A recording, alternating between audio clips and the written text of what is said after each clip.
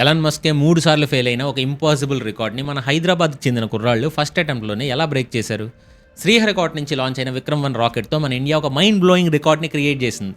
నార్మల్గా ఒక private company తన సొంత రాకెట్ని ఫస్ట్ టైం స్పేస్ ఆర్బిట్లోకి పంపాలంటే చాలాసార్లు ఫెయిల్యూర్స్ చూడాల్సి వస్తుంది.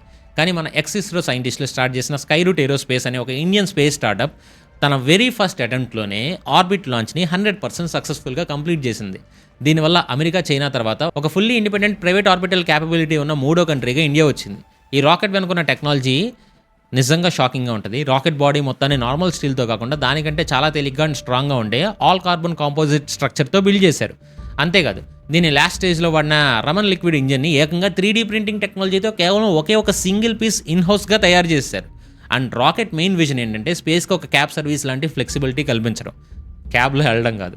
దీని అర్థం ఏంటంటే చిన్న చిన్న శాటిలైట్స్ ఉన్న గ్లోబల్ కస్టమర్స్ పెద్ద రాకెట్స్లో స్పేస్ కోసం వేళ్ల తరబడి ఎయిట్ చేయకుండా ఒక ఊబర్ క్యాబ్ బుక్ చేసుకున్నంత ఈజీగా రాకెట్ని బుక్ చేసుకోవచ్చు.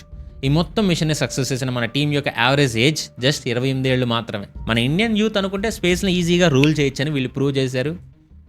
That's great. ప్రతి ఒక్కరికి షేర్ చేయండి. Hey intelligent minds, please do like and subscribe.